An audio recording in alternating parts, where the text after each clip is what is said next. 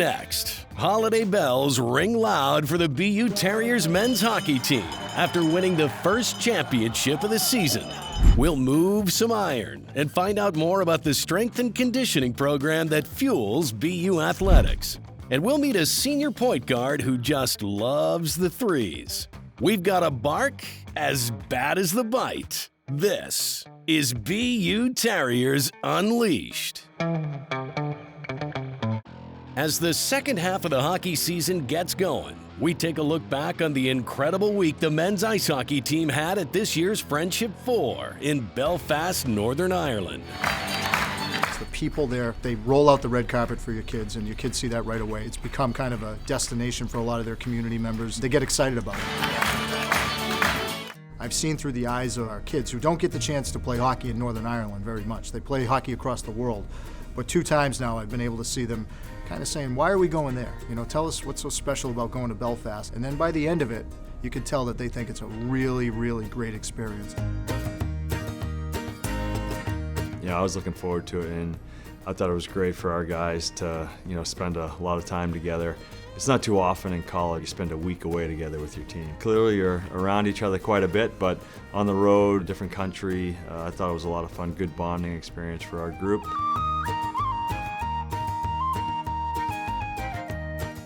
That's when you build the strongest relationships. You're spending every moment of each day with all the guys, and you see guys' families around, and you get to talk to them and introduce yourself to them. And I think that's just the most important part. Is obviously we're all teammates, and we all play on the ice together. But if you don't know each other like really well off the ice, and care for each other off the ice, it's hard to play for each other on the ice. So that's just a super important aspect of it.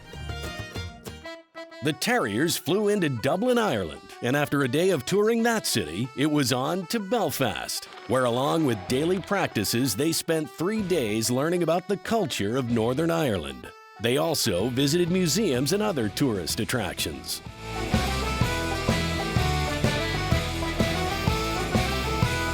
Just to get to meet some of the people over there and talk to them about how life is over there and a little bit about America. They were curious as well. Definitely had some good conversations.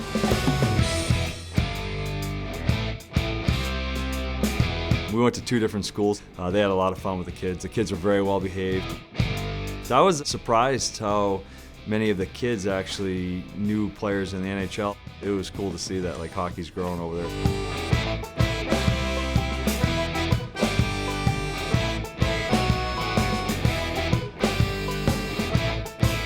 I'm a pretty big Game of Thrones fan, not as big as some of the other guys could tell you every word from every scene, but it was pretty cool to see where they shot it and all the props and stuff, and I really enjoyed that.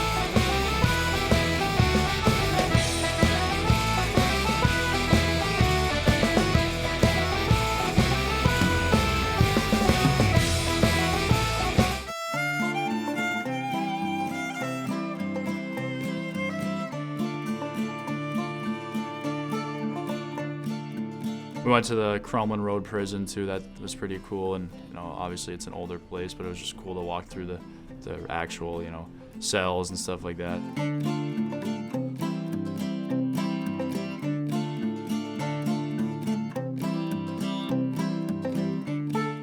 Thanksgiving Day included a trip to the Titanic Museum and a special celebration.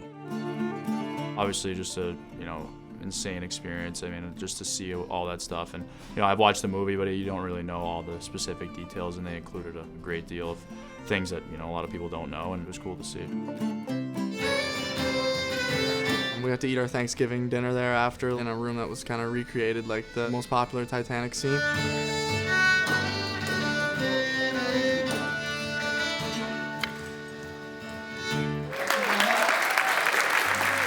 It's a wonderful museum, and we had a special night with Irish music.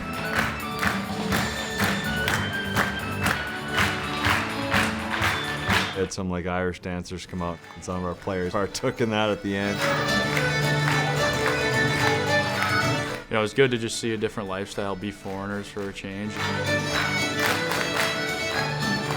We have an obligation to impact their lives and to show them the world. And it's not just about hockey. And when we have the chance to show them a different part of the world and expose them to different cultures, I think that's part and parcel of what we do in intercollegiate athletics. That was a lot of fun, and it was, obviously a lot sweeter that we ended up winning. And that's what's next on BU Terriers Unleashed. The week in Belfast ended with the Friendship 4 tournament. Stay with us for all the exciting action.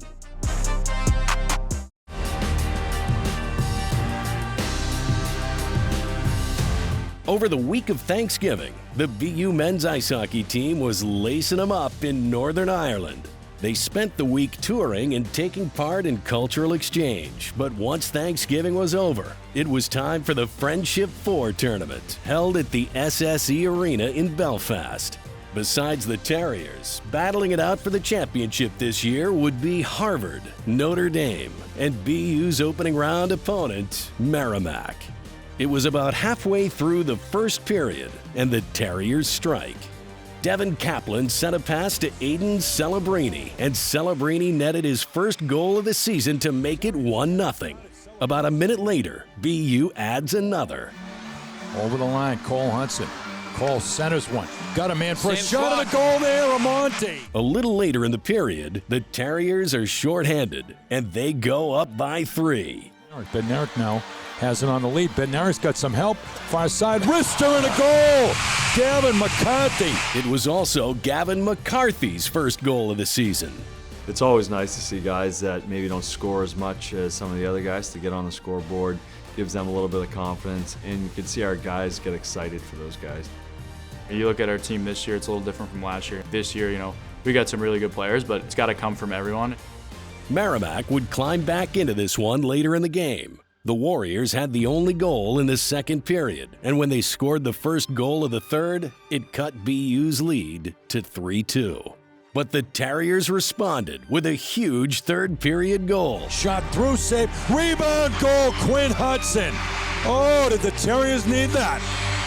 Merrimack pulled their goalie with about 3 minutes left, but Amonte's second goal of the game, an empty netter, sealed it. BU would add a power play goal late in the game to make the final 6-2.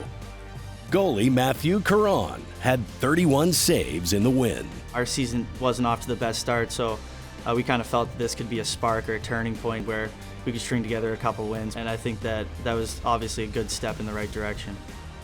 And you get that consistency from line to line, deep air to deep air, from goaltending on out. It just helps your team. The next night was the final of the Friendship 4, and the Terriers went up against the Fighting Irish of Notre Dame. BU started out hot. And now Bednarik. Get a shot. Races up over the line, a little drag there, and a backhand and a goal! Come here, Bednarik! How about that for your first goal? But later in the period, Notre Dame found their offense with back-to-back goals. The Fighting Irish would increase their lead in the second period to go up 3-1. You go down 3-1. You could fold over. Your team could, just deflate. But I think that message in between the second and third was just we got to be desperate and we got to find a way to win this game and whatever it takes. If we could just kind of chip away, make sure we just continue to play our game. And if we get one, we'll get two, and that's kind of what happened. McCarthy and a goal, Gavin McCarthy. Obviously, Gav is a big part of our team, and 2 goals on the weekend for him. And after he scores that, we're only down 1, and it seemed like we had some momentum on our side. I feel like it gave our team a lot of energy, and it felt like it was right there for the taking. BU was within 1 with less than 5 minutes to play. That's when the team leaders took over. The chance centers one and a goal! Ryan Green ties it with 4:42 left third period. That was all Shane, to be honest with you. That's just a tremendous pass by him. He was forechecking the puck and it was coming around to him, so I just tried to get to the net, and thankfully he found me and I was able to put it in. When we tied it, Ryan Green came to the bench right away and said, this game's not getting to overtime. We're winning this before the end of regulation. And sure enough, we did. In front of the goal! Deflected in! Goal once we tied it. Once you're down like that and you tie it, you have a pretty good feeling that, the game's starting to go in your direction. And it was awesome that Shane got a chance to finish it off before we even let it go to overtime. Notre Dame pulled their goalie in the final minutes, but time ran out, and the Terriers claimed the Belpot Trophy 4-3 in a thrilling final. Shane LaChance was named the tournament MVP, capping a great week in Northern Ireland for the Terriers at the Friendship 4. Confidence is huge in this sport, and when you know you have that role, you have that leadership role, and you know you have to step up for your teammates. I think that's something that I take pride in. Last year, we didn't win a trophy in any of the big games. Obviously, we won a lot of big games to get to the Frozen Four, but this is the first opportunity we had as a team to win a championship, and we did that. So that can hopefully give us some confidence and have an understanding of how you have to play in not only big games, but every game. Championship games are hard to win. It usually comes down to bounces and how you manage the game in the last period usually. So for us to get a taste of what it feels like to win a championship together, and the excitement and the feel around the locker room and the days following, it was something that I think hopefully our group can remember and use going forward.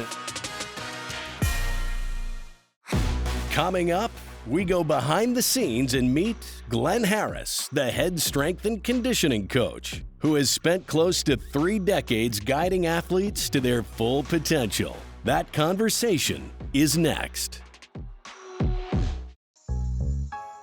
It's really about working with the individual. You have to build relationship, and I think that's not just in strength and conditioning, but coaching in general. I'll always ask questions of how I can help you get better. We're always sharing ideas in my staff meetings to try and make sure that we're working in the most efficient and most effective way to train athletes. When strength and conditioning coach Glenn Harris first started at Boston University, there was a greater focus on certain sports. He now oversees a staff responsible for 24 varsity teams. You'll see a lot of similarities in our exercises where, you're doing a split squat, or a lunge or a one-legged squat, regardless of the sport. What can change, and what we focus on are, different tempos, different sets and reps, and different things along those lines to really tailor it to the needs of the athlete. He doesn't just kind of throw Olympic lifts at us. He has very structured warm-ups with good exercises to warm up, good exercises to kind of measure where we're at, like kind of vertical jumping or kind of performance-based measures every week, where maybe we might not be doing, 3 or 4 reps all out, but it's more like 8 to 10 reps of kind of endurance-based work. I've loved training with Glenn. I'm really glad that he's our lift coach. I love coming to lift in the morning. He's always in a good mood, and he's really pushed me to become better, to become stronger, and he always creates good lift plans for our whole team, specific to our sport. He's been at BU for almost 30 years, but he's always up on the latest training advances and technology. Years ago, we'd make a program, we'd use a spreadsheet, and we'd block out a 4-week training block. Now we can make changes to the individual athletes in the moment. We'll tailor the program based on the information we can get from load management and different things like that. He started with us my freshman year, and I feel like each year we've kind of made little tweaks along the way, and I felt like it's gotten better every year. I think it's really helped us out, and I really appreciate how accommodative he is to the swimmers' needs. Coming to BU, my swimming has improved so much since I arrived. I think that's definitely can be attributed to the training we've been doing both in the pool and in the weight room. We'll tailor our program on our side to really complement what they're doing. We don't try to detract from what is being accomplished, whether it's on the court or the field or the ice. That's our focus. He not only helps athletes stay in peak condition, but is also called upon when athletes are rehabbing from injuries. I had an injury freshman year, which was pretty difficult, and so coming back from that was not easy, but I worked hard in the pool and the weight room, and what I found is that the last 2 years have been the best years of my swimming career. This past fall at the Athletics Hall of Fame ceremony, Harris was presented with the William French Memorial Award for his service to the coaching profession. I was really blown away. I remember the day that Drew told me, I actually looked him in the eye and said, "Are you serious?" To be recognized with all those other previous award winners, it was really special for me. It was a special honor. He's well respected across the country. I definitely think he's had great impact on our students' lives, not just their abilities and their strength and their conditioning and so forth, but their lives. And I think that's really a testament to Glenn. I'm fortunate because I have a fantastic staff. There are 8 of us on staff, 5 of us are full-time. I also have 3 graduate assistants. And between all of that, we really are able to focus on the teams and their needs for their sports performance.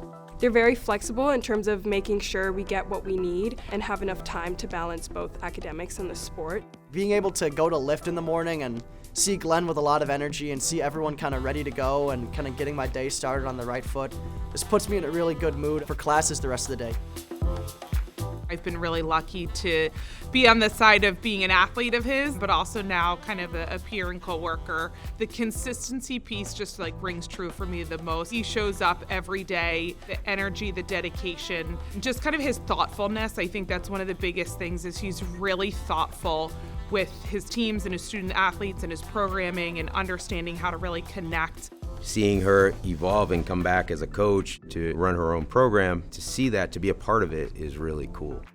Seeing the results just might be Glenn's favorite part of the job. A strength and conditioning coach isn't the person that's on the front lines. He's not the person doing the X's and O's, and he's not the person playing it, but it's behind the scenes, and you sit back and you're able to watch the performance. Up next, we hit the hardwood and catch up with Alex Giannaros. The senior guard has racked up points, been caught stealing, and is looking to lead the women's basketball team to another successful season on the court. It's all net when BU Terriers Unleashed comes back.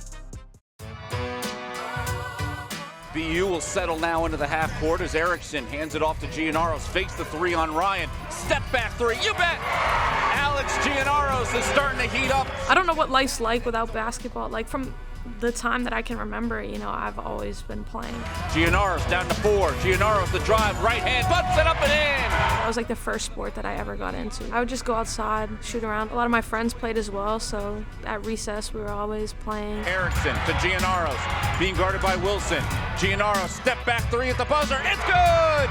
Go through these journeys of wondering if you really want to do that, or going through other sports as a kid, you cycle through your things. But I think high school, I realized that it was something that I wanted to put in work for and that I could be good at if I kept going with it. Alex Giannaros has been more than good since coming to Boston University. The Brockton, Mass native by way of Tabor Academy has become the Terriers' best player, captain, and leader, and a big reason why her team could get another shot at winning a Patriot League championship. Alex is one of the most passionate people about basketball I've ever met. She is the first one in the gym and always one of the last ones to leave. She is constantly talking about the game, always just wanting to spread the passion, I think, within the team as well. She's so fun to watch, and now she's one of the best players in the conference, arguably. I think she's got a chance to compete for Player of the Year. So what is it about Alex's game? Well, for starters, she's one of the best three-point shooters in BU history.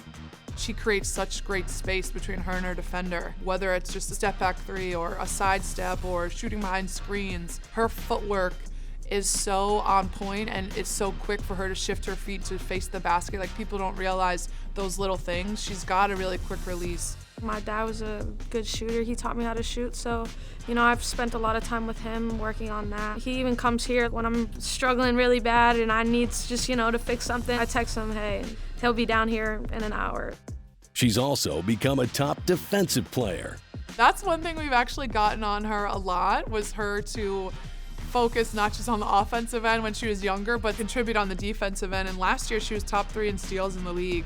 AG is never taking a single play off offense or defense, and I think that's where she's getting all these steals and bringing this energy on the offense and the defensive end. Everyone in my family has a little bit of edge to them. I think it just comes from the environment I grew up in.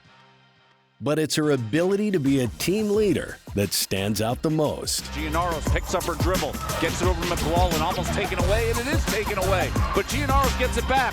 Enough time. Erickson for 3 at the buzzer. It's good! Her leadership is very unique, and it's something I look up to. She is very, very good at adapting to everyone's needs. So if someone needs maybe more direct comments and someone needs more tough conversations, she is willing to do that. She's always lifting people up and bringing people with her. She's the biggest voice in our huddle. She's the biggest voice in the locker room, and she's been such an amazing extension of me and my staff and is so completely bought in. And we've developed that trust piece too, where I know what's being said, and she just does a great job with how she relays her messages to the team. And the Terriers are going to need that leadership if they're going to make a run at the Patriot League title. It is a lot that she's put on her shoulders this year, not just our best returning player on the floor, but our only upperclassman that's played significant minutes. It's not like a team we've had in the past. We are a young team this year and understand everything's going to be a process. We want to get to a point where we are hitting our peak in February, March.